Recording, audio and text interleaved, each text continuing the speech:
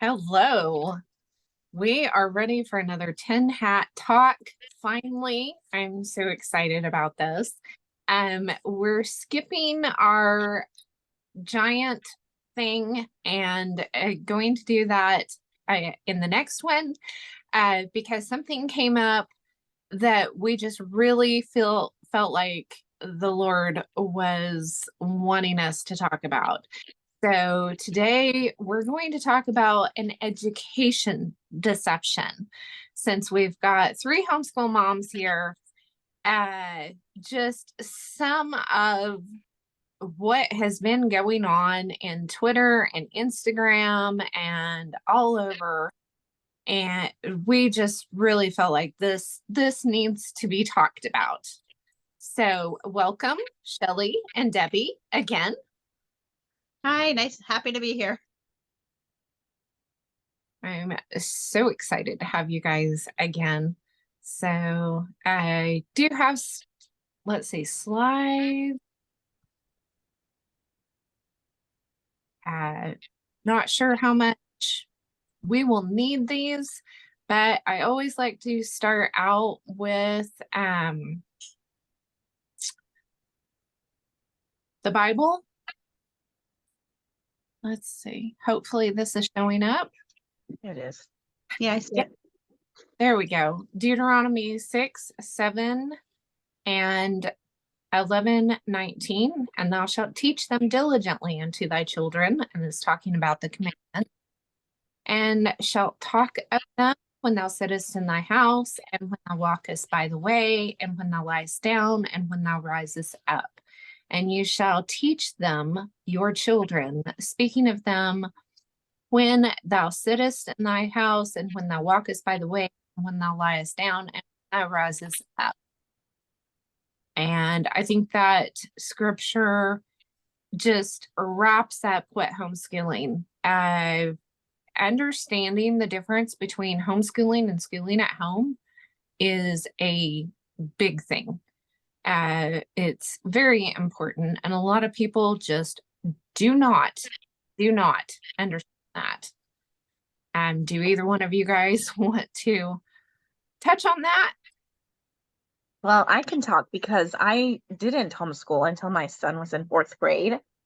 And in fact, I was just thinking about it the last day or so because, first of all, I've seen some pictures of a couple of the girls that he went to school with, that he was in kindergarten with. And the latest one yesterday, I couldn't believe it. I didn't even recognize her. She has her hair really super, like, shaved, blonde. She's got these tattoos, serpent tattoos, 999. I don't know what 999 means. Anybody know what 999 means on her arms? And just, rings everywhere, nose rings everywhere. And these were like innocent little children in kindergarten. And he went to kindergarten and he had a great kindergarten teacher. And even his kindergarten teacher has a daughter that's 21. And you can tell she's kind of on the wild side, but she's got tattoos all the way up her arm, but she's presentable, she doesn't look like she's, the way they're dressing, it's like, oh my gosh, I cannot believe how much these kids have changed. And I can't help but think it's because they were in the public school system. And it has a lot to do with their home life too. But I'm so glad that he wasn't exposed to that. And I didn't homeschool sooner because I really didn't feel comfortable doing it. And frankly, I started him in kindergarten when he was 5 because I was thinking about how I could have waited till he was 6. But I was kind of anxious to start him because I felt like I couldn't do anything with him at home.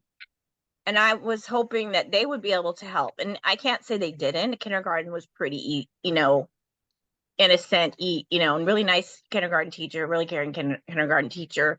And then 1st grade was wonderful. And then he got into 2nd grade and the teacher didn't care as much.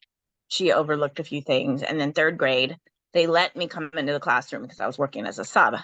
But Nathan started developing anxiety, right? And the assistant that was supposed to be one-on-one with him wasn't doing anything really with him. Like, she was supposed to help him with organizing and she didn't do anything with him.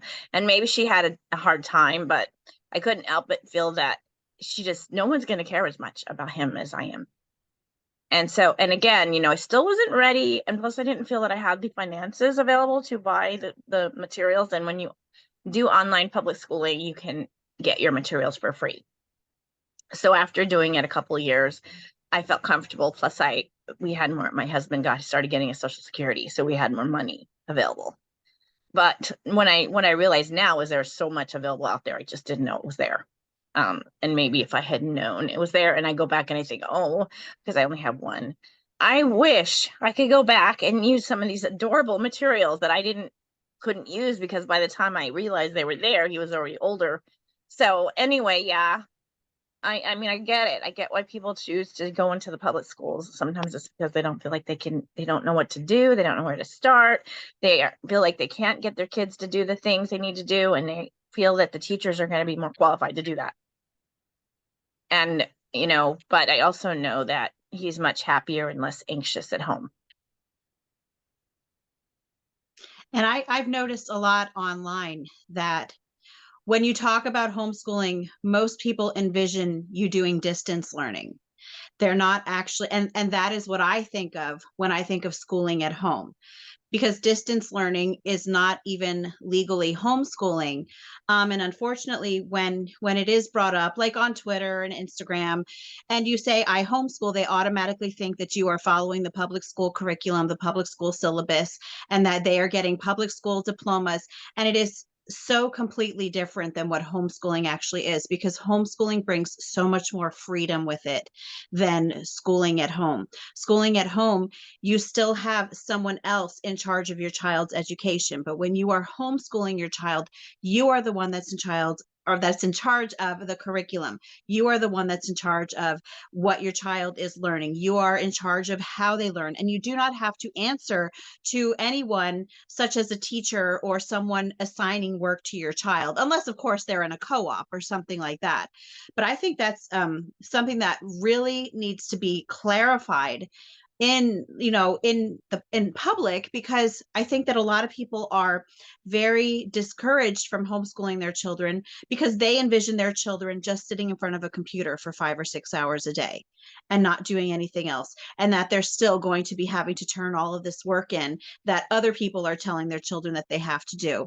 And I think that when we don't let our voices be heard about, no, that's not homeschooling, that's schooling at home, I think that it really does hurt prospective homeschool parents, because they don't have a proper picture of what homeschooling, home education actually is.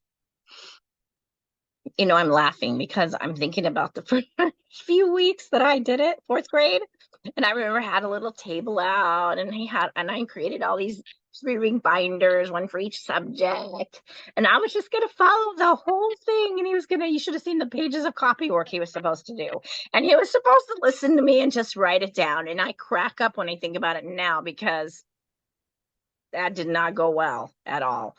But I didn't know any better. I don't know, when you say that, it's what it reminds me of, because I think a lot of us, when we're new at it, we think, okay, we're just going to follow because at least for me, it was partly because I didn't know what to do and where to start. So I started with that. And then through experience, I learned, but that didn't work so well. Absolutely. I was really lucky because we had homeschoolers out here in the area that had been homeschooling in the 80s. So whenever we decided to homeschool, and we looked at a couple of different options, and I'm a planner, so I was looking way before they were old enough to start. And we looked, well, I had a particular reason that I didn't want to send them to the local public school. And then I looked at one of the nearby public schools, and they had the same issue. And so I'm like, nope, I'm not sending my girls to be subjected to that. And then we looked at the Christian school, which is quite a ways away. And I'm like, I'd have to get a job over town and be able to do this. And I just couldn't see it. And then I learned about homeschooling. I don't even know where I learned about homeschooling. But somebody said, hey, so-and-so homeschools, you get into contact with them. So I finally did. I'm really, you might not believe it up here, but I'm really shy. So, and I was really, really shy back then. And so I finally got a hold of them. They were all excited brought over pizza. The whole family came over. It was like after church. And she brought a couple of pages. This was 1995. And she brought a couple of pages pulled together that had been copied off that were a list of the curriculum. And she said, if somebody asks you what curriculum, because she said the two things that they'll ask is what about socialization and what kind of curriculum are you going to use? And she said, you just name off some of these things and they'll shut up because they don't know what the curriculum is anyway. And and she said, just let them know that there's other homeschoolers that you guys are going to be spending time with, and they'll leave you alone about those too. And pretty much that was it. But yeah, some of those places, that was pre-internet out here anyway. So I had to send $1 or $2 to some of these companies to get a copy of their catalog and everything. I mean, it wasn't like it is today, but I was really blessed to have homeschool mom that had already kind of paved the way and got things started.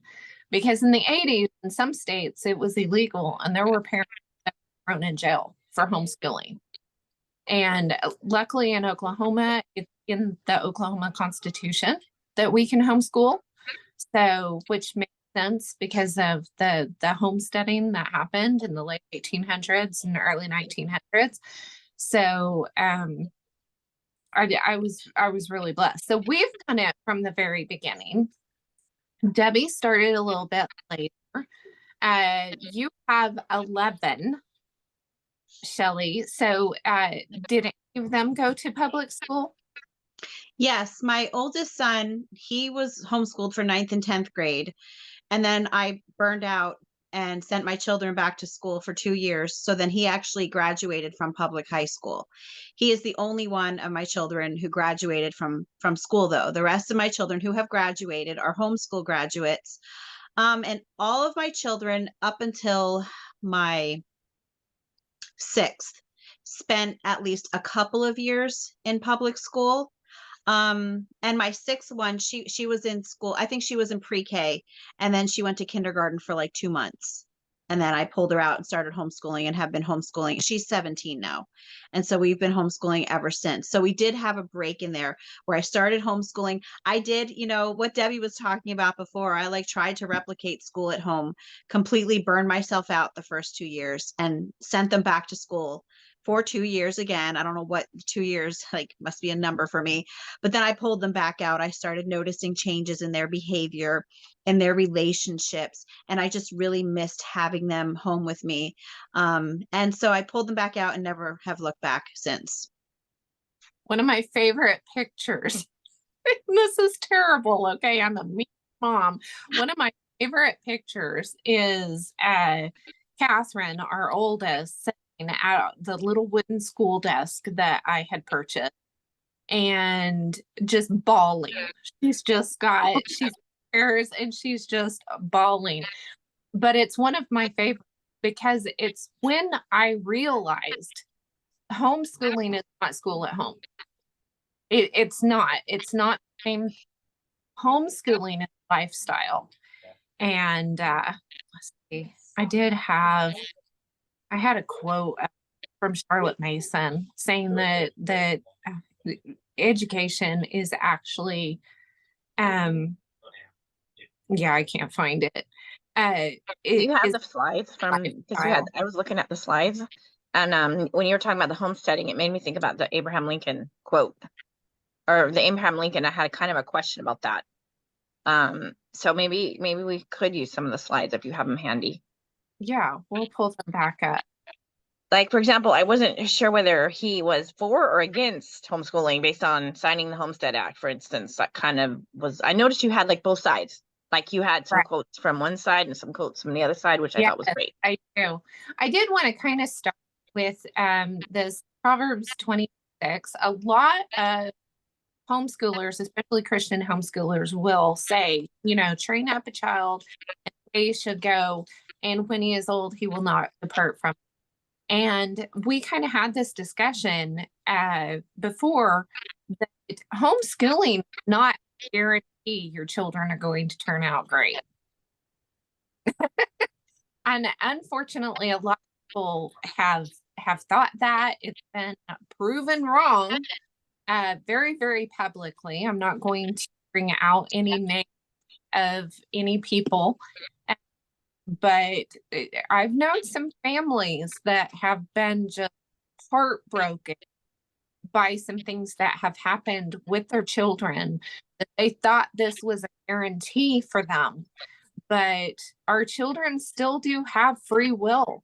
They will make their own decisions, and some of their we are not going to.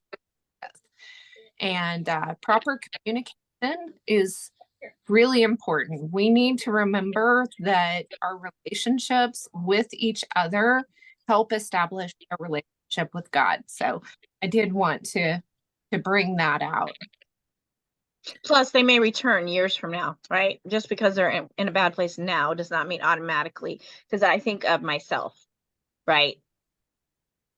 And I don't know, we never know, they could come back eventually, but that's a good point. What is that verse? He who began a good work in you will bring things to completion. So that I try to keep that in mind. Yes.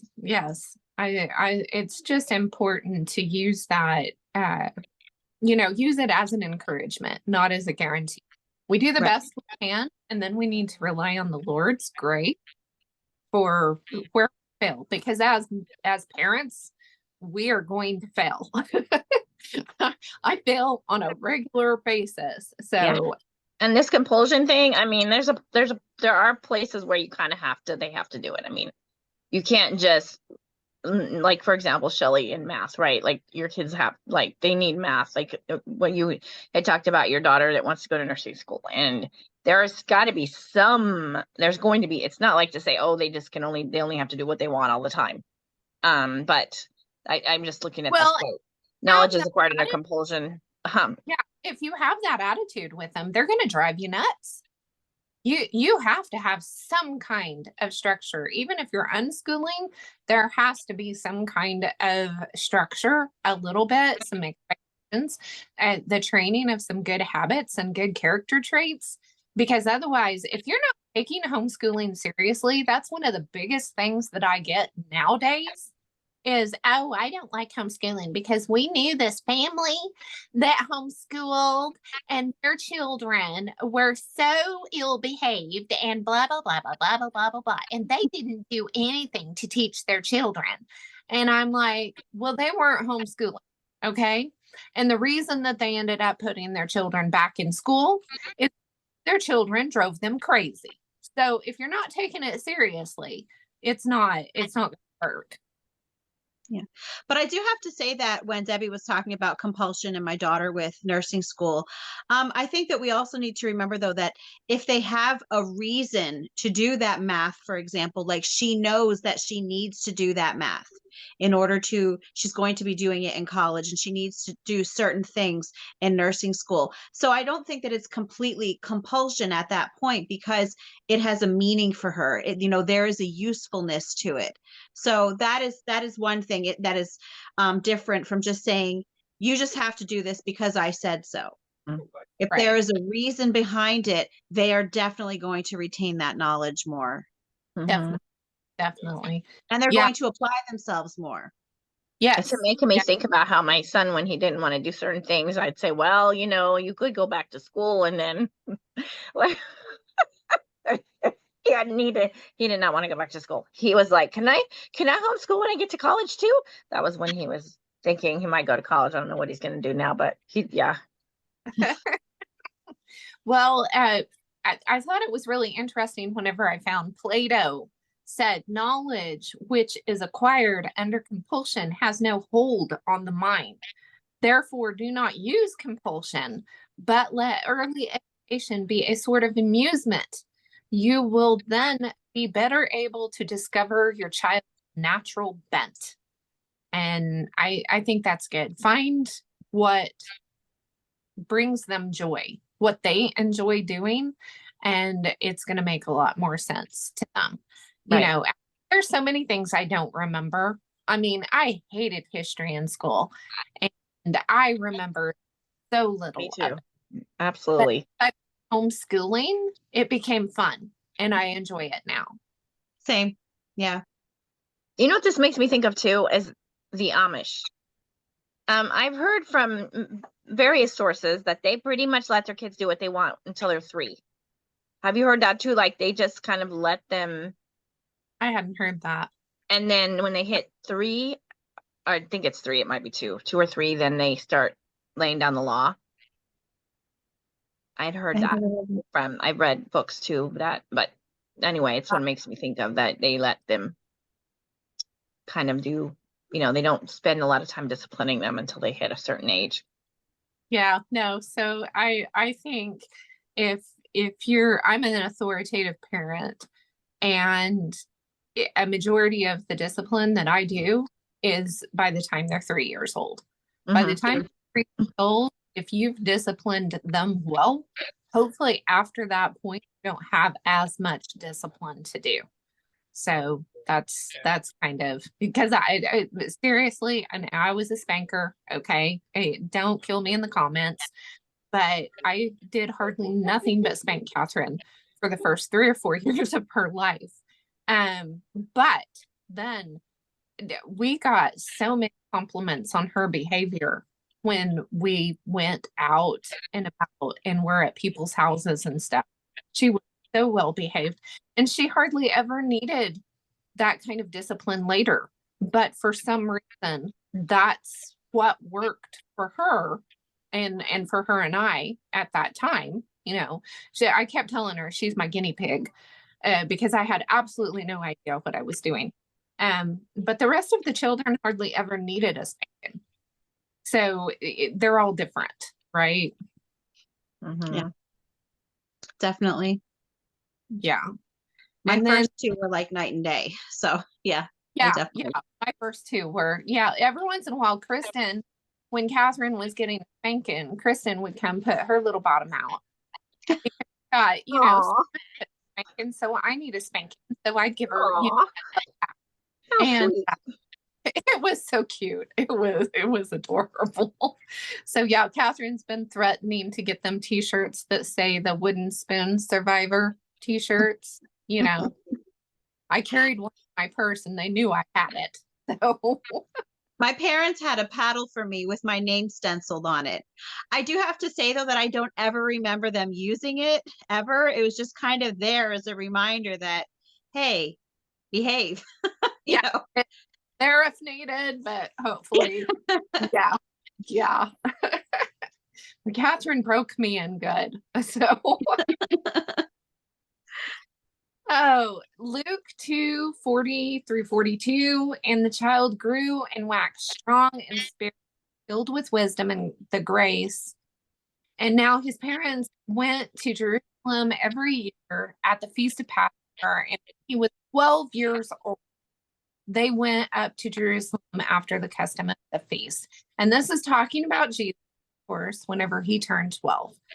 And this is kind of the basis. The Hebrew tradition at 12, 13 years old, they have a bar mitzvah or a bat mitzvah for a girl.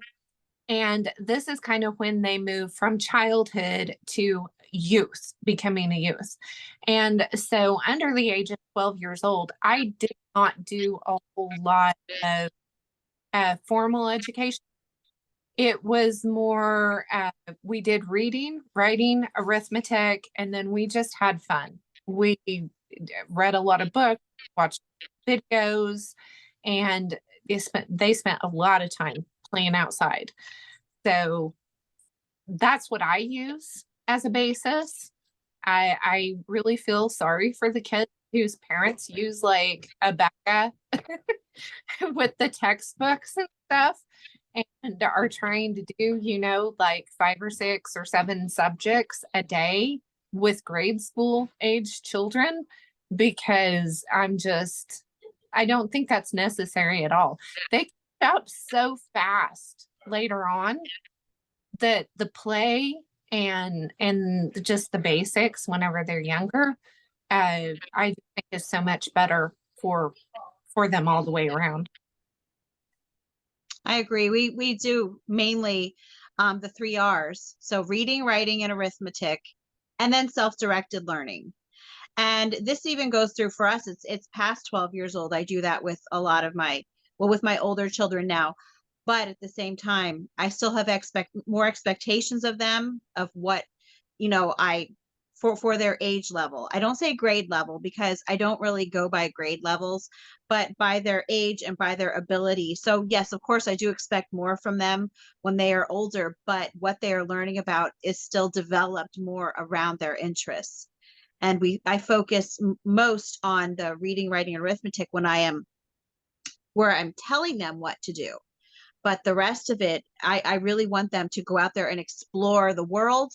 I want them to learn how to live in that world, how to function as, their future adults. So I think that those are really important things too. And sometimes I kind of have to rein them in though at the same time, because there are times that, they kind of, but we adults do the same thing. We kind of get lazy and don't really feel curious for a while. But that's when I have to remind, like my 17-year-old who wants to be a nurse, I have to tell her, what have you learned about today about the human anatomy? Are you still working on your notebook? But our school I hate the word evolved, but I'm just going to say it. It has evolved so much over time because we did start out with that very structured school at home day. And right now, we're at a very unschooling approach just because of the season of my life that I'm in right now. But yes, I think that it's so important that children are allowed to just grow into their interests and then have time to pursue them, because those are the things they're going to retain. I can't tell you how many subject areas I've gone over with my children that not only do they not remember it anymore, but I don't remember it anymore because I didn't even have an interest in it. So if I, as a parent, don't have an interest in it and I'm still having them do it just for the sake of doing it, why? What benefit is there in that? So, Right. And yeah. I homeschooling to follow some of my interests as well. So if I've got something particular, like my stars book, that was an interest I had. So I got excited about it and I used that interest so that I could learn what I wanted to learn and drug them along with me. Had fun. Yeah. I did Do that you with find that, psychology. I'm sorry, do you find that your kids teach each other? Since I only have one, I would imagine that, they're teaching each other. Like, is that something that you see or that you have in your situations since you have the different children that are at different ages, do they teach each other a lot or? They do, but not like a schoolish type of learning, like sit down I'm going to act like your teacher. It's more of them learning together and then the older children helping the younger children like to understand concepts that they don't know. I do have my daughter who's 21 now. When she was 12 for that whole year, she used to teach my children their unit study lessons every Friday. She loved it. She would just work on these lesson plans the whole week, and then Friday would come around and she would do our unit study for the day with her younger sibling. So in that case, yeah, she did kind of take on the role as a facilitator there. But with my other children, they do teach one another, but it's a very natural thing. It's not kind of like sit down here and I'm gonna teach you how to subtract. Sometimes they might play that way, but I don't know. I just think it's more of a very life-driven thing. It's not, that they're intentionally doing school together. Yeah. Our youngest, whenever I started going through what she needs to graduate, because I've only got one left, 5 down and 1 to go. And I was going through and she's like, Mom, I have listened to this 5 times. I know what it is because I have to go through Dave Ramsey's program and, some things like that. And she's like, I'm so tired of this. So yeah, the younger ones definitely pay attention to what the older ones are. Yeah, and that's how we do a lot of family schooling. we do now their math and their language arts and their writing. Those are done individually because they're on individual levels. But family schooling is how we approach history and science and health and very often art. And yes, I do have from 9 to 17 years old. It doesn't mean that they're doing the exact same activities. We might all watch the same video together, or I might read the same book to them together, but then they have activities that are related to whatever we did together at each individual level. So like my 9-year-old, when we were learning about human anatomy together, she did a diagram of basic human anatomy. Whereas my 15 and 17-year-olds, they had to do diagrams where they had to label every single bone in the body. So that's how we approach most of our learning together. That is not language arts or math.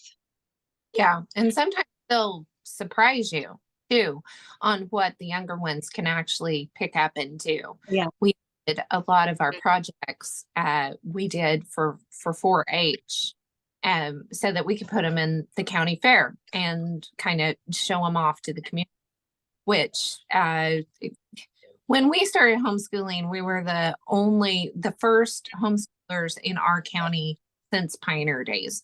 And the whole county really took it personally that we weren't sending children to their beloved school. So they blackballed my business. They did not like it when we participated in 4-H and stuff. And I wanted to be able to just kind of show the community, that we were taking it seriously, that they were learning things, and to be an encouragement to anybody else in the community who might want this schooling. Hey, this is what we do in homeschool. Right. It was pretty nice. Yeah. And even though homeschooling is so much more popular, so much more mainstream right now, there are still so many misperceptions about it. And, we talked earlier about online, but even in real life, I'm still people at my church, people that I love, and not people that I have any, nothing against. And we have great relationships, but they even come at me with just the very common homeschooling myths. Most of the time it's about socialization. That's what most of it is about. And yeah, so even though there are so many people who do it now, those who are kind of from the outside looking in, they still just, I don't know, they can't seem to connect the dots on the fact that school is not the only way for children to learn. It is not the only place for children to have interactions with one another. And in fact, children don't only have to be around children the same age as them. Socialization. I mean, come on. What kind of socialization you get in a public school? Right. I moved a lot growing up, but I did not get a lot of positive socialization. I mean, the people that I met in public school influenced me in a very negative way. In fact, that is actually one of the reasons why I chose to take Nathan out, is that he was in one hallway for kindergarten through 3rd, and then he was going to graduate to the next hallway. And I helped a lot. And so I saw the difference between the upper level teachers. They had a different mentality, completely different mentality. And that's when the bullying really starts, is when they get into the older ages. And so this socialization thing, it's like, oh yeah, you'll get socialized in school, but it's not likely to be positive. There's going to be a lot of negative socialization. Yeah. I Unfortunately, sorry, go ahead, Donita. I've been one of those ones that will take animals to the veterinarian or something. And out of our 6 children, only 2 of them are really shy like I was. The other 4 are like, have no idea what a stranger is. So be at the vet, and I'm taking care of the animal with the vet, and 2 of the other children will be just talking somebody's leg off. I will just go in a nonchalant say, careful, and they look at me funny. These are unsocialized homeschool children. Because they can talk to anybody. We've taken them to nursing homes. They love being around younger children. I I had somebody talk to us about socialism the other day in a store. We were in a shop, and one of my unsocialized homeschool children was standing there talking to her, buying fabric from her in the fabric store. And I'm like, you just don't even know what you're saying. I think that cognitive thing, they've just been so programmed to believe that socialization is some magic thing that can only happen in school. You know, what's interesting is that I don't want to make people think, oh, online education is a great thing, but it was an improvement because we actually did go on field trips. We did go to a convalescent hospital. We went to the fire station. He had science camp. He really lucked out because in 4th grade he got science camp, in 5th grade he got science camp, and in 6th grade he got science camp. Only 6th grade was canceled because of the weather at the coast. But when you say that is such an important, they don't do that anymore at school. In the regular schools, they don't have them do any of those. I had field trips as a kid, but that is one improvement about the online, was that at least of course, that was the individual school district. Co-op, our homeschool co-op had science fairs, all kinds of different things like that. And I would just take the children, like especially around Christmas time, we would go to the nursing home and sing hymns. And my father-in-law was in home for a while, so we did quite often. They would sing to him and the other residents there, and they just got quite used to it. They would babysit, so we would get littler ones around. My husband has his own business, so we have people that come out. They go to work with him sometimes. So they're around people of all ages, all personalities, all different, walks of life on a regular basis. And we take advantage of, if we go to the eye doctor, I'll say, we're learning about the eye. Can you talk to them about the eye? The eye doctor loves doing that. They'll pull out their little eye with all the pieces, show it to the kids. Same thing with the ear doctor or the dentist. I mean, there are so many opportunities for the children to learn and socialize at the same time. Yeah, we joined a couple of co-ops too. Actually, we went to a theater until the movie started kind of seeming like they're all the same. I don't know if you've ever been to, like, if you go to a theater often enough, you see after a while it's always the same actors and actresses. But we did that too. Yeah, and but of course with the public school, you're not going to be singing hymns, okay? Right. You're going to be doing crafts but definitely, the co-ops, you have more freedom to sign up with co-ops. And definitely. Here's the slide that you were talking about, Debbie. May 20th, 1862. I thought this was very interesting since with Prairie Dust Trail, I talk about it a lot. President Abraham Lincoln signed the Homesteading Act, written by the 37th Congress. Settlers could file a claim for a 60-acre plot of land. Right after that, Homestead Act was an act to provide for public instruction of youth in primary schools and the establishment of a Board of Education commissioners, a clerk, a treasurer, and property taxes to pay for the needs of the schools. Thank you very much, 37th Congress. That's one tax that ticks me off the most. And I will put links to these below. If you are interested in looking these things up yourself, you will have that in the comments. Makes me think of the licensing for the dietitians in Oregon and how excited they get when they know that I'm interested in getting a license. And I know it's because they're going to get money.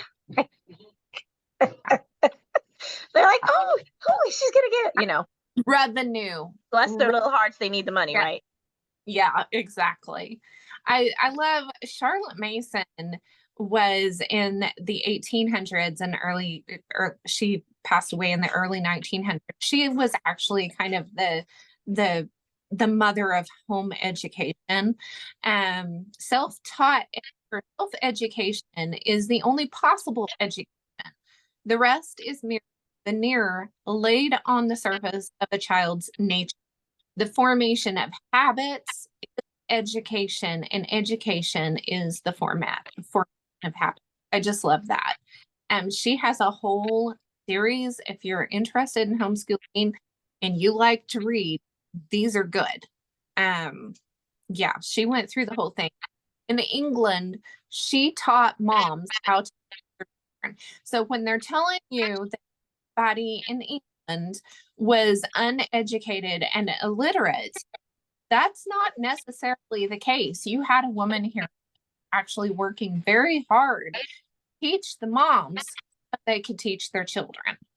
And she wasn't the only one by any means, but yeah. And then we were going to get to the tin hat subject. Where did compulsory education come from? And we have John D Rockefeller here. I don't want a nation of thinkers. I want of workers. Bless his heart. And if you don't know who he is, yeah, I'm going to be nice. Thomas Edison was homeschooled. The most necessary task of civilization is to teach people how to think. He obviously disagreed with Rockefeller, at least in this issue. I think it should be the primary purpose of our public schools. The mind of a child is naturally active. It develops through exercise. Give a child plenty of exercise for body and brain. The trouble with our way is that it does not give elasticity to the mind, which I don't think he even knew how right in that particular instance. There's been so much research done on neuroplasticity in the last several years that's pretty amazing. It casts the brain into a mold. It insists that the child must accept. It does not encourage original thought or reasoning, and it lays more stress on memory than observation. So, and he was actually like, the teachers told his mom that he could learn and sent him home. So his mom finished it. And then we have L.H. Menkin, American journalist, essayist, satirist, anyway, cultural critic and scholar of American English. The aim of public education is not to spread enlightenment at all. It is simply to reduce as many individuals as possible to the same safe level, to breed and train a standardized citizenry, to put down dissent and originality. I think they've done a really good job of it. He hit the nail on the head. Like, he really nailed it with that. He did. He did. Yeah, it explains a lot, right, about my education and where I ended up by the time I graduated. Yeah, you probably got the most education of all of us. I mean, you got all the letters after your name. I didn't. No, I'm just talking about up to high school. Yeah. And where I was in high school. And yeah. Yeah. Education is thus I think that would be powerful ally of humanity. And every public school is a school of humanism. What can the theistic Sunday school, meeting for an hour once a week, teaching only a fraction of children, do to stem the tide of a 5-day program of humanistic teachings? And you have a blog post on that, Shelly, right? Yes, I mean, this is one of the quotes that I use very often when people are trying to say that school is not about the secularization of society, and it is not about getting the religious values out of families. It definitely is. Charles F. Potter, the author of this, he was a signer of the Humanist Manifesto, as was John Dewey, who is considered to be the father of modern schooling. John Dewey also signed the Humanist Manifesto. And this quote is this is what they wanted from the schools. They wanted to kind of squash the religious mentality of these children by just enforcing all of this. And I have to say that it is secular humanism. Schools do have a religion. They like to tell you there is no religion in school. There is. The religion is secular humanism. And in fact, secular humanism was declared a religion by the courts. I don't remember what year it was, honestly, off the top of my head. But so if they try to tell you there's no religion in the school, that is blatantly false. They either are lying or they simply just don't know the truth. So I'm really, yeah, you can tell this gets me going. And biblically, it's you're either for God or you're against God. So religion, everything. I don't believe in atheists. I do not believe in an atheist. That's somebody who just doesn't want to that they're God. But I definitely believe that they do believe in some God, one way or another. They're either worshiping God or they're worshiping something else. They're very often worshiping self. They are what's seeing interesting themselves as gods. When I was, before I went to school, speaking of all those letters after my name, before I went to college, I was reading about humanism. I read books about it. I can't help but wonder, where would I be today if I had just continued to study on my own? We'll never know. But there's no doubt in my mind that when I went to college, I became much more self-conscious about sharing my faith. I became much more concerned about whether I was being offensive or whether I was, being too forceful, things like that, and became more liberal. I literal, without even realizing, right? You just become more liberal when you're in a public school. And I went to California State University, San Bernardino in California for my bachelor's degree. And that's actually a more conservative area compared to some other places. But I definitely got a dose of liberality and So was this guy pro? I'm just wondering, was this guy pro-humanism? Because it says here he was a Unitarian minister. Yeah, he was pro-humanism. He was pro-humanism. for this. Yes, he was a signer of the Humanist Manifesto. How dare these people call themselves this is theologians? exactly what he wanted, Yeah. C.S. Lewis said, education without values, as useful as it is, seems rather to make a man into a clever devil. I like that. And he would make comments in some of his books, and so would Charles Dickens. Charles Dickens definitely made comments about how awful school was for the children. He looks so much different than I picture him in my head. I always think that, Anthony Hopkins. Because that's who played him. I'm like, wow, is that really? Oh, I didn't realize he looked like that. Oh, okay. I got it. Yeah, and of course, the Screwtape Letters, I'm not going to read this whole thing, but if you haven't read the Screwtape Letters by C.S. Lewis, that's a really, really good one. And you can also go back in my videos, and I read a thing by Paul Harvey for one of my first 10 hat things. And yeah, this is public education of the devil. I'm sorry. I just, if you've made it this far in the video, hopefully you're not going to take that I do not believe that every teacher is of the devil. Definitely do not. I know some wonderful Christian teachers who are doing it as a calling and who really, really try to make learning fun for the children, and they do an awesome job.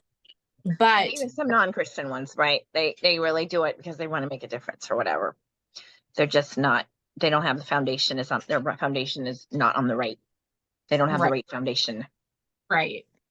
So, just because we believe that homeschooling is the best, you know, that doesn't mean that everybody's in that position to be able to do it themselves. It doesn't, you know, and it doesn't mean that the teachers or the fact are bad people.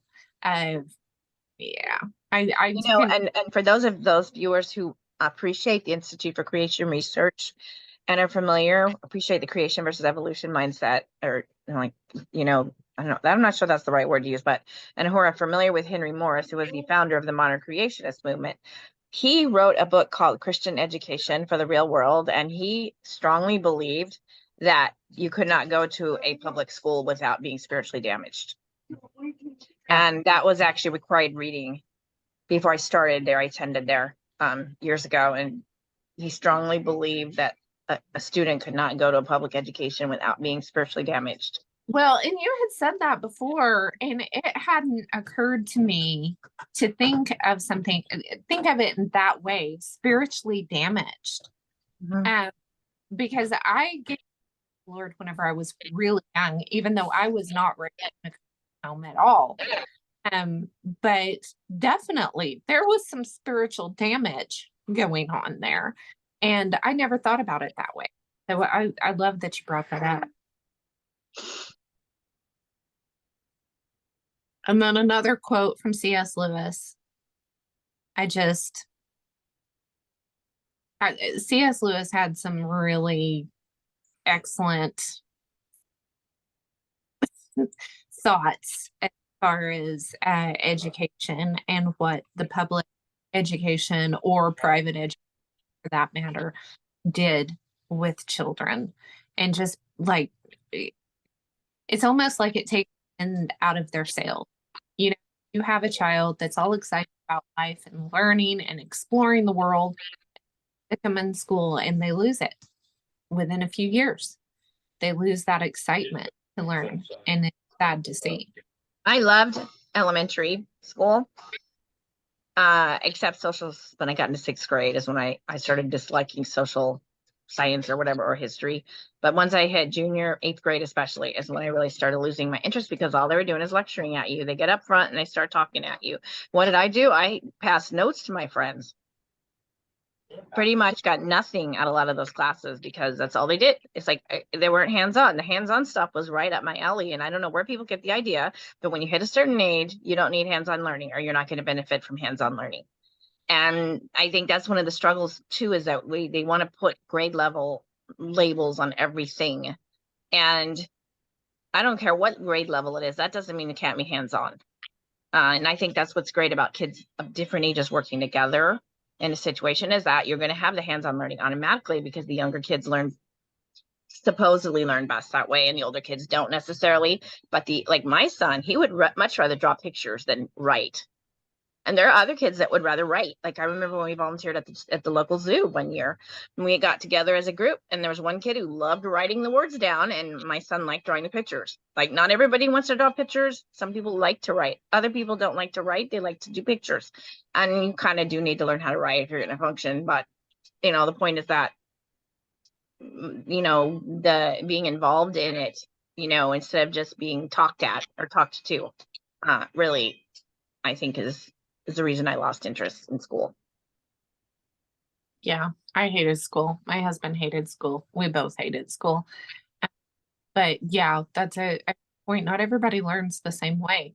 I had one that did reading lessons standing on his head. He was just moving around all the time. He'd constantly be moving.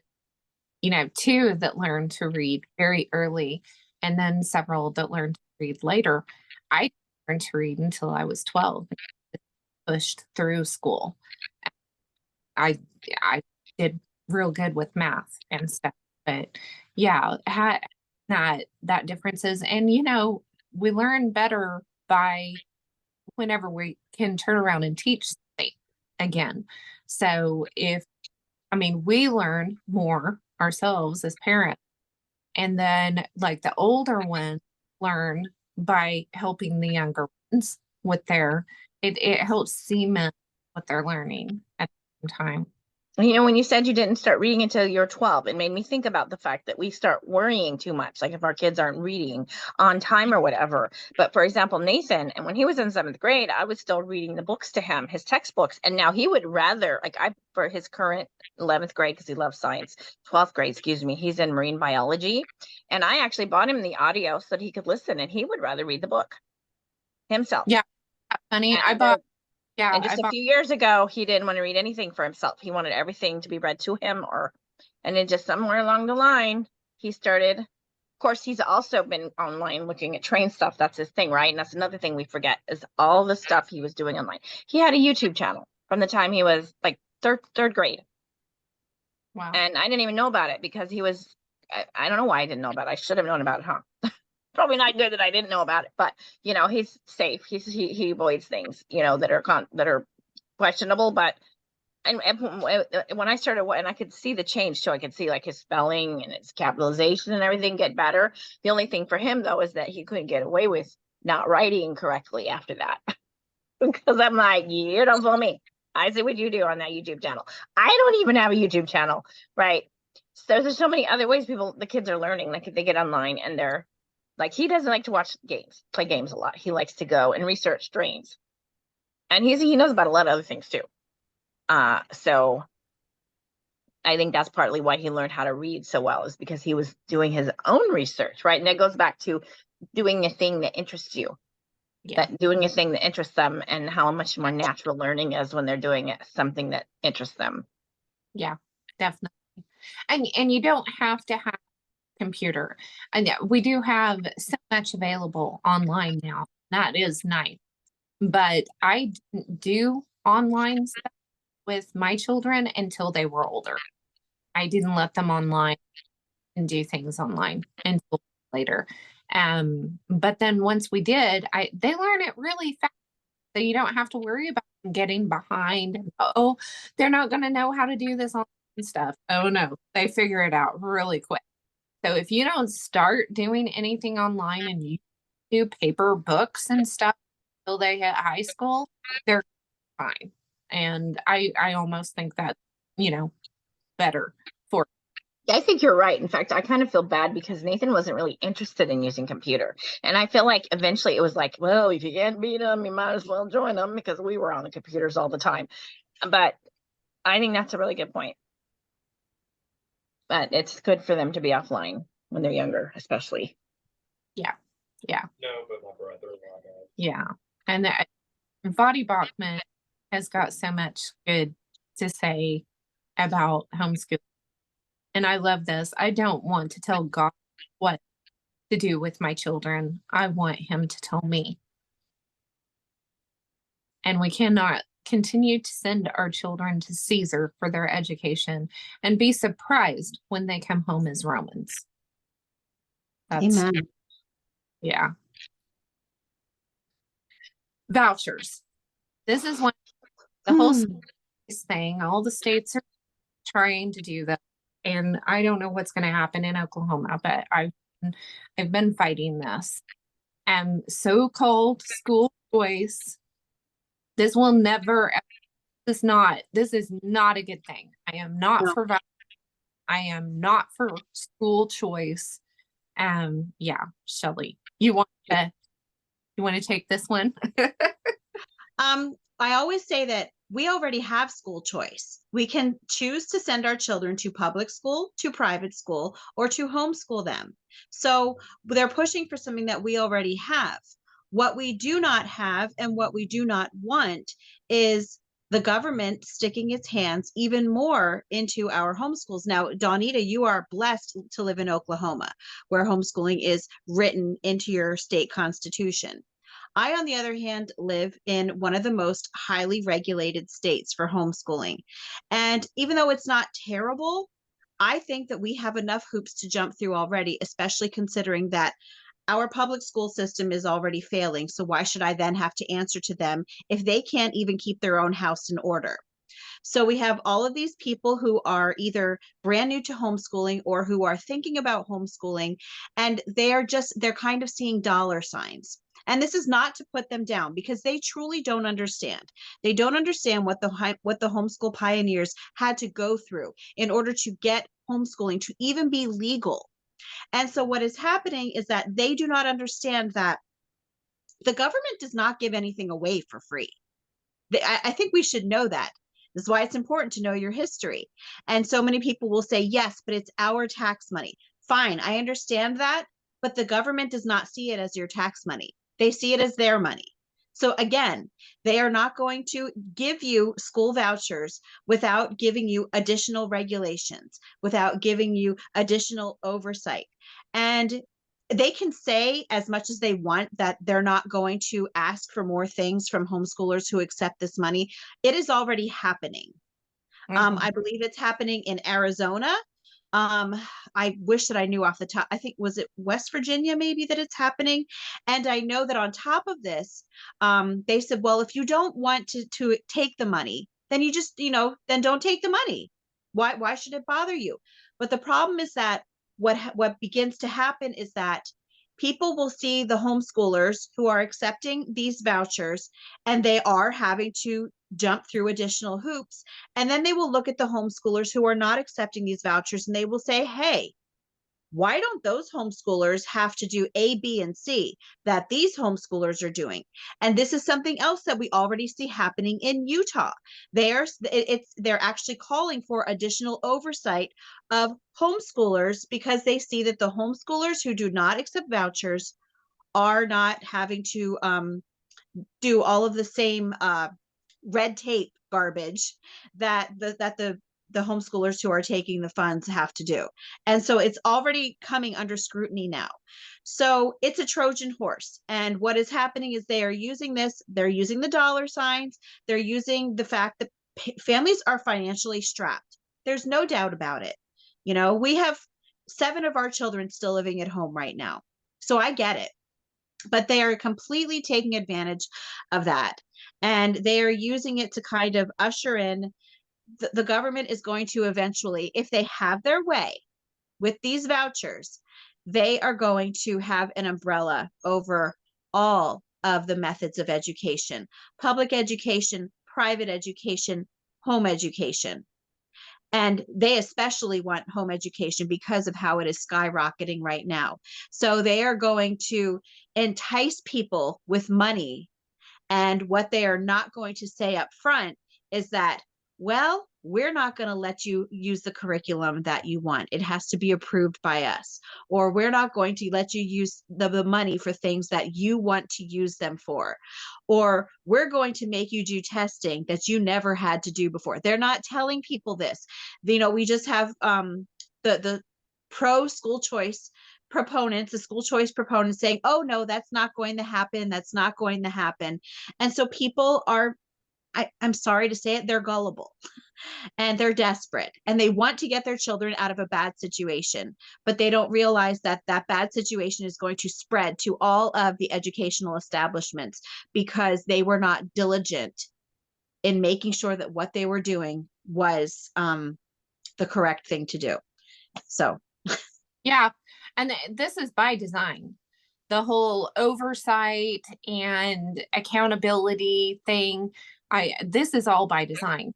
Even though it's written into the Oklahoma Constitution, we have had to fight regularly to keep it that way. And they have put little loopholes and this, that, and this and that. They made it really hard for quite a while for homeschoolers to get a driving permit, to get that driving permit. And you had to have an 8th grade reading exam. Well, for the ones in the city, that wasn't too hard to find a place to get that exam. But a majority of Oklahoma is very rural. So finding a place to get that 8th grade reading exam is hard to do. And it became a problem. And sometimes when you take your children in to go get that 8th grade reading exam, which isn't going to prove a blasted thing, especially about their driving ability. And, then you have to deal with these attitudes from these teachers and stuff. And it just, thankfully we don't have that now, but one thing after another. I had a public school teacher call me about the legislation that's in Oklahoma right now that they're trying to get passed, and they will probably pass it because it's by design. It's by design. The as the Tartarian truthers would say, the Schmishmations, they want control of all of the.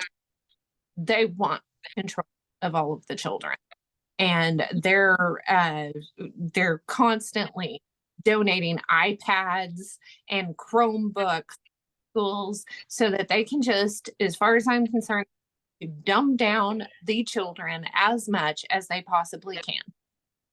And oh yeah, and then we've got to have that broad, which is 5G. They're wanting 5G in the school, and we could go off on a whole nother on that one. But yeah, she called and she's asking about that. Well, since you homeschool, what is your take on this? And I told her my problems with it. And she's like, well, that's not in the bill. No, it's not in the bill right now. Slippery slope. Put the frog in the water and slowly turn the water up. But it will be. That's her goal. And she said, well, parents, as far as I'm concerned, parents should have absolutely nothing to do with their children's education. So she called for my advice and my help.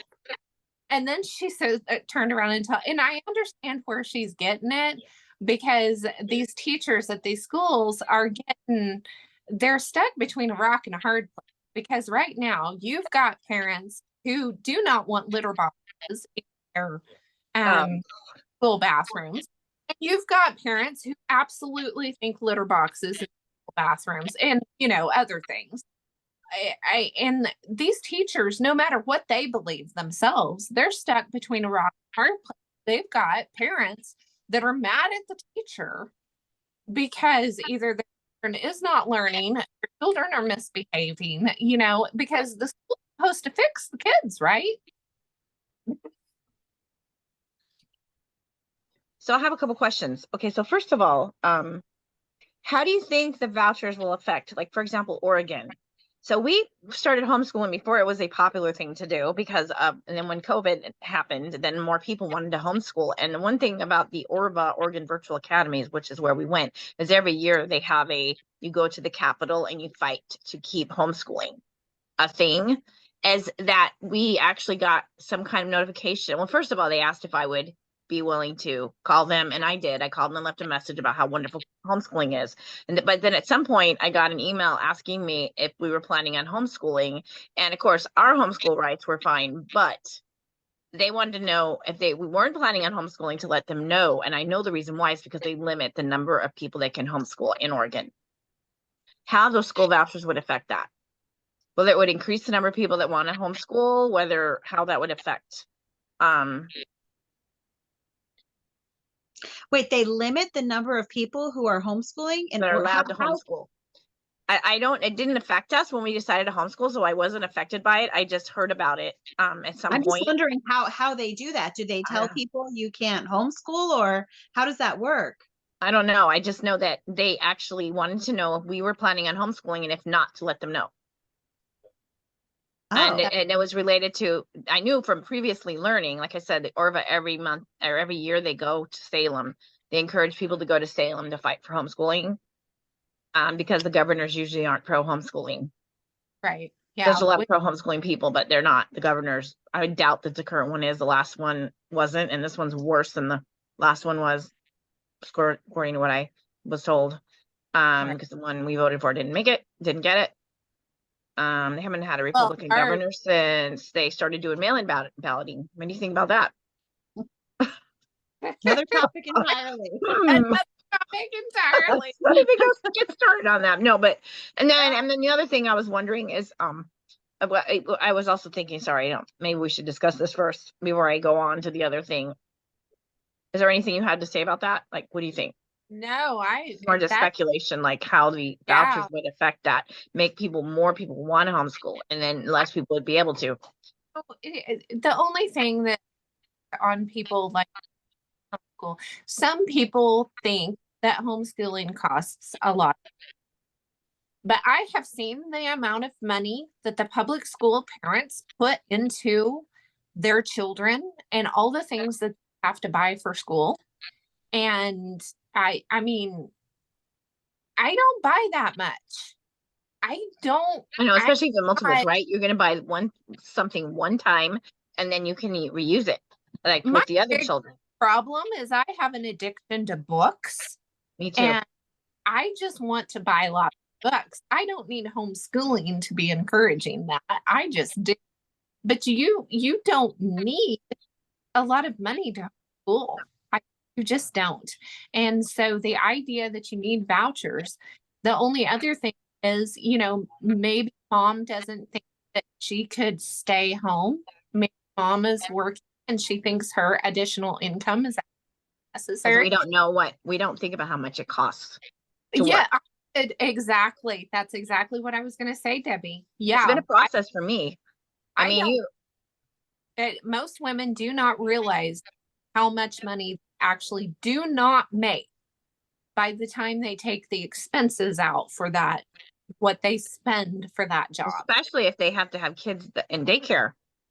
Oh, yeah. Especially if they have to keep them after school. Like they had an after school care at the elementary school, but it wasn't free.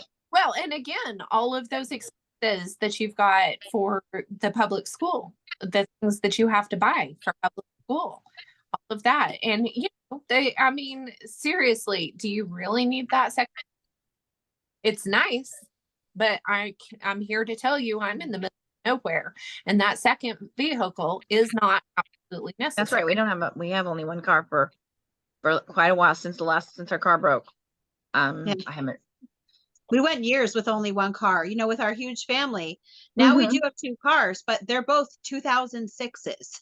So we're not driving around in these two beautiful brand new cars. We're driving around in older cars that we own. We don't have car payments. And I think that if you learn to be frugal, you can do this. The problem is that too many people, I think that they don't want to homeschool to begin with. So they don't, or either they just don't want to change their lifestyle. Maybe that's what it is. Well, I think some people don't want to be home. So I knew someone who knew that it was harder staying home than working. Like she felt that staying home was harder than working. So some people don't want to stay. I wanted to stay home actually. Like I don't know why. That was easier for me, but. Well, I think that some people don't want to give up the financial aspect of it. They don't like Donita was saying, they don't want to give up, the manicures. They don't want to give up eating out all the time or the fancy vacations or the big, beautiful house or, the latest gadgets. They don't want to give those things up. So instead they will just say, well, we can't afford it. Well, of course you can't afford it because you're paying for a lot of things that aren't necessary. They are luxuries. So, and one thing that, you won't hear many people say when it comes to school vouchers for homeschooling, they say, oh, well, parents need school vouchers for homeschooling because they can't afford to live on one income. And it's like, wait a minute, school vouchers don't pay the parent to stay home. They're paying supposedly paying for curriculum. That's what those school vouchers are for. Homeschool vouchers. So that's what's interesting is that I don't know this for 100% fact, but Oregon is fine with homeschooling as long as you register in the school district, right? Why do you think the school district gets money when you register for the school district? Like they still get, like when we decided to homeschool online, I actually had no idea about this until we went to Orva because I didn't even know they had an online academy in the current district, and he couldn't participate in anything after that. And it's because Orva got the money. So Oregon doesn't have like a part-time option I don't know about high school. I can't say that for sure, but because I've just been happy the way I am, but they get money for homeschooling. I don't know if that's I'm sorry, not money for homeschooling, but money if you register in their district. So and you know what my state just did? My state just changed their law. It's going to be changed for next year, where now they are saying, oh, homeschoolers are welcome to have their children in school for 1/4 of the day, and they can participate in co-curricular activities. And now they can also go to, it's called it's called Technical Institute, but it's VOTech. And so all of a sudden now they're letting homeschoolers take classes at the school. But you got to be registered. That's the And key. that's the thing is that I don't know. I didn't look into it yet, but I said because one of my children said, I would love to go to VOTech. And I said, you know what?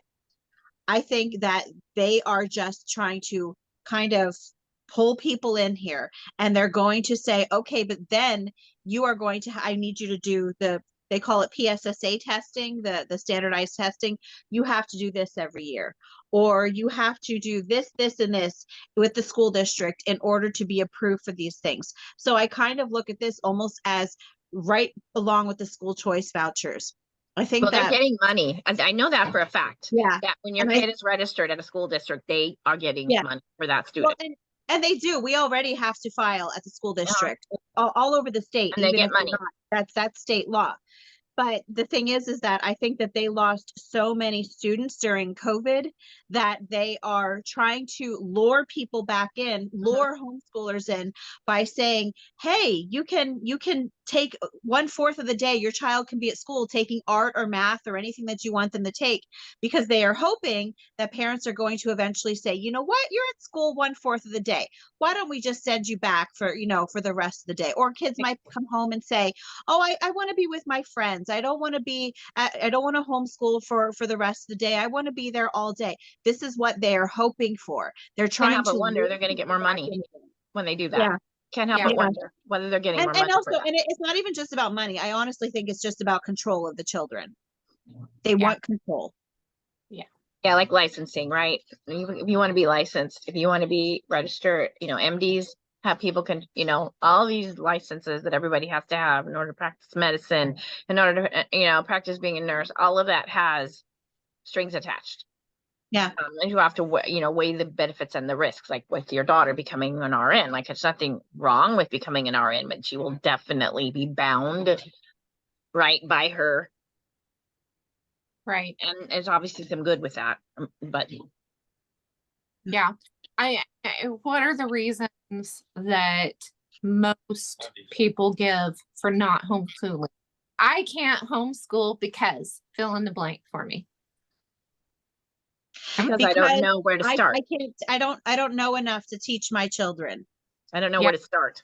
I don't know how to set up structure. That's what was going on with me. Like I'm do really well with a plan that someone else creates, but creating my own plan. And that's why I did the online, because I had the structure set up, and then after doing it a couple of years, then I felt comfortable. And it's like, nice. I knew what the expectations were. And there's so many different kinds of curriculum. A lot of people don't understand what curriculum is. And I have a whole thing on curriculum and different teaching styles on my website. And Shelly has lots of information on hers. Debbie has information in addition to homeschooling. One of the most important things with homeschooling is a proper diet. Because one of the biggest excuses that I get, I could never homeschool because I don't have enough patience. Okay, well, if patience was a prerequisite, I would have been the last person to homeschool my child. So that's just, I promise you, it's not absolutely necessary. But your family having a good diet can make a huge difference in everyone's behavior. So Debbie's got some excellent information there, plus creation information and stuff too. So if you feel like God is calling you to homeschool and you've made it for this whole hour and a half that we've talked, you can tell this is something we are passionate about, then definitely look at those links and check it out. We've got, I think between the three of us, we've got everything you need to get started. Because homeschooling is not what you think. It's not a whole hours a day job. I know, right? It's not 6 to 8 hours a day. It's and sometimes I have to go through the process a little bit to figure that out for yourself. You might have to start. I mean, at first it's going to be challenging at first. We're not going to sit here and say it's like this simple-ish most simple thing you've ever done. I've been motivated by my passion for doing it and my son wanting to stay home, like not wanting to go into the schools. That's been helpful for me. But, what I was going to say, there's so much out there now. Yeah, there's so I much of it. mean, there's so much out there, free stuff, inexpensive stuff. Yes, yes. There's just no good reason not to. Yeah, exactly. So, okay, closing thoughts, ladies. Well, my thought is just, I hope that people don't feel condemned if they're not doing it already.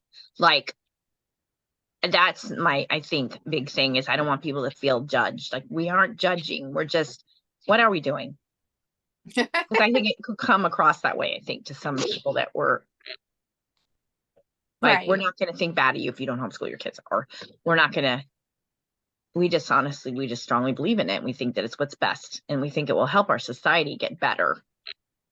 Definitely. I mean, we will make not just a difference in our children's lives, but a difference in our world. Like, we care about our world's future, the future of our kids, Well, and if you can't, for whatever reason there is, I know sometimes divorce can cause issues, things like that. And there are times we cannot school. The children who do good in public school are the ones whose parents homeschool them after school. Take that time, spend that time with your children, have that community, work with them. And, there have been some great kids that came out of public school. I came out of public school. I'm not saying I'm a great kid or anything. Shelly came out of public school. Debbie came out of public school. We do have a few brains and came out, maybe not completely unscathed, but we did come out of it. And do not believe that because your child is having to go through the institution that they're going to be ruined. That's not necessarily the case. God turns all things good who love him.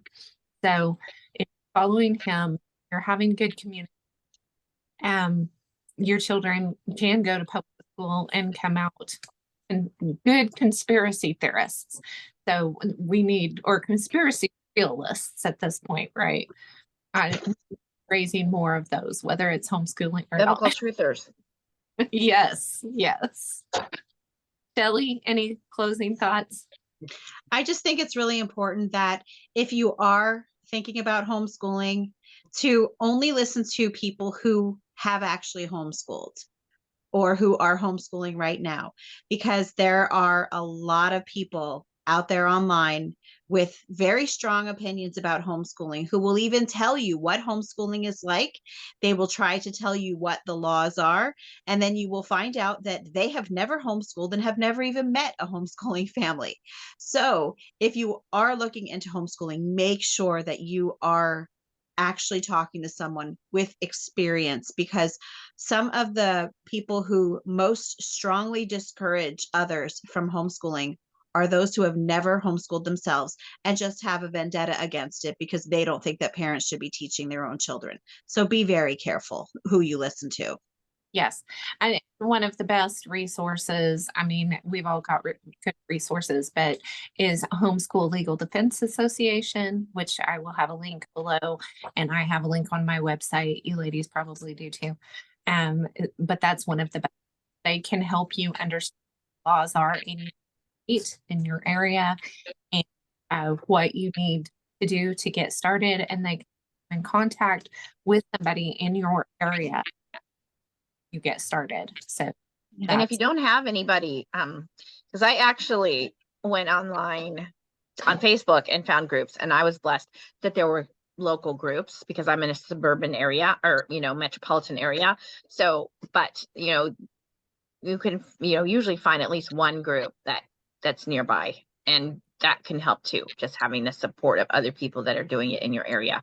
Some people need that fellowship.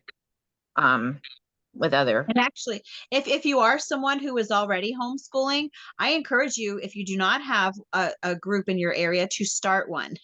I actually just started a support group at my church, but I mean, you don't have to go to my church to go to it. Anyone in the area can come to the support group. And ours is not specifically a co-op, and it's not really, it's not a group, for example, for children to do activities together. It's a support group for the parents to, you know, just bounce ideas off of one another and encourage one another, and maybe walk maybe a new homeschooling parent through the process of how to do it.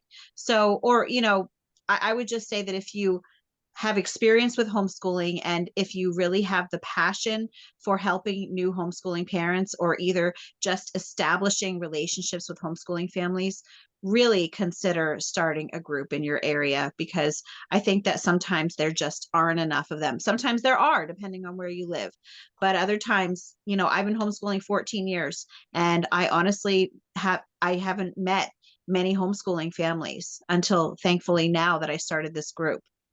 Yeah, I think that's a good point. And honestly, my experience with co-ops is it's nice to attend a co-op every once in a while, but I don't think that you need to do a co-op for Right. socialization, anything else. You don't really become more of a problem, and you end up with some of the same problems that children would have with public school. So don't think you. That's a good point.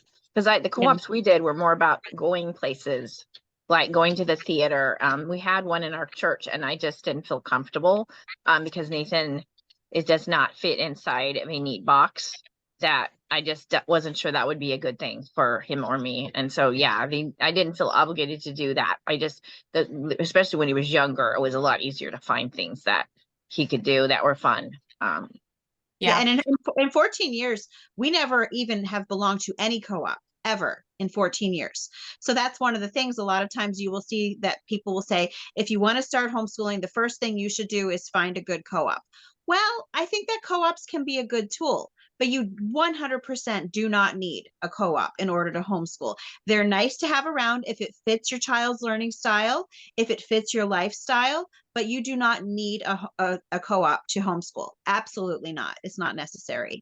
They just really did much better if there was something specific that I felt I would lack, to find an elder in our community, an older person who knew about that thing, and to say, hey, the children are learning about woodworking now. Could we come over to your workshop, and would you mind showing some woodworking? The elders in our community love that. They absolutely love that. So, yeah, do not think that to get into a co-op to help with that stuff. It's not necessary. Right. So. Very often people come at the co-op angle because of they're thinking of socialization. They're still hung up on socialization. And so I think that sometimes they're trying to appease parents who are afraid that if they start homeschooling, their children will not have any friends. So co-ops are like the go-to. But, you know, you don't even need co-ops for your children to make friends either, you know. Can I just be flat out? Friends are overrated. Friends are definitely up. I mean, my son, okay, he's finally found someone that he has something in common with, but Nathan doesn't sit around pining away for friends. I mean, that's one of the things that we like. Some people will have children who need that social interaction, not so much the socialization. It's more like social interaction. Like, I know people that they let their kids go back to school because they miss the socialization thing, which that's their issues, not mine. But, you know, Nathan, and then I look at some of these girls, like the two girls I just told you about, like the latest one that I just saw yesterday, and her mother and I were friends, and she doesn't live in the area anymore, but she watched Nathan and everything, and her daughter has turned out like so wild. I cannot believe how wild she is. Like, she's wearing, you know, her belly's showing, and she's got tattoos all up her down her arm, and I can't even, you know, I'm not sure she's a girl or boy or whatever. Like, her birthday showed like rainbow stuff, and like I'm like, that's what socialization does for you. No thanks. You know what I mean? Like Nathan's not any more different or strange than they are. And you know what I mean? Like, with a different strange. Just because it's cool strange doesn't mean it's strange. Doesn't mean it's not, you know, strange. Cool strange or not cool strange. But yeah, it's just the relationships at the home in the home are the most important. If those are strong, then when your children go out into that real world, they're going to feel much more confident if they've got good home relationship. So yeah, it's just, and you know, a lot of people, they do know homeschoolers. They just don't realize that they were homeschooled. It could be somebody selling you coffee at the shop. It could be somebody, you know, taking out your groceries at the grocery store. It could be somebody fixing your conditioner. At this point in time, you don't know who was homeschooled. And No, you don't. I had a girl offer to help me a couple of years ago with my because she wanted to be a dietitian, and she was homeschooled. And yeah, she looked perfectly, you know, it's a very good point. Okay. For some reason, when you say that, it makes me think Starbucks. Like, I think I was at Starbucks one day and I had a discussion with somebody who was homeschooled. Last time I went to the dentist, there was somebody who mentioned they were homeschooled. Really? Like, it's, in fact, especially the dentist. Off of Starbucks yet, Debbie? What? Have we not got you off of Starbucks? Sorry, I keep bringing it up. Like, whoops. We have friends. I don't. You know what? You might like this though. Is that they won't deliver. Like, I was kind of getting to where I really didn't like them anyway. But I was getting these little espresso drinks because I was trying to wean myself from going to the place because it's so expensive. Like when everything shut down, I was, you know, like there every day, having a couple of them a day, couple of quads a day. I mean, like not every day, quad every day, sometimes two. And then I'm like, oh my gosh, this is too expensive. I need to figure out a way to save money, you know, because I'm spending all this money. That's TMI every time you see that. Oh, I know. But so not only do they have a siren at their logo, last delivery, they said they couldn't deliver to our house. I knew you would love that. Like, they won't deliver my Starbucks espressos. Good. We need to get you off of it. Glad you brought it up. Like, that is funny. That's funny. Oh, yes. Anyway. Okay. Well, we will let everybody go. If you made it to the end of this, then God. People are going to be like, what's wrong with Starbucks? You're going to get the coffee. Okay, there you go. Can open up. That's what people there are so nice. They treat their employees really well. Okay, they do. You can tell that they're happy employees. And anyway, the employees can't help it. It's not their fault that they're, you know, anyway. But you know, we have 2 Starbucks and 1 Dutch Brothers. Okay, like we live in Portland, Oregon. We have a Starbucks inside the grocery store, a Starbucks outside the grocery store, and across the street a Dutch Brothers. Oh my goodness! Can you believe that? There used to be. Wait, no, there was 2. There's like I was at we were like eating lunch today. I'm like, how come there's no coffee makers on this corner? I'm like, something's wrong. Well, let's let everybody go. Thank you so much for watching. Let us know in the comments, you know, what you think about what we were talking about. Surely we missed something here.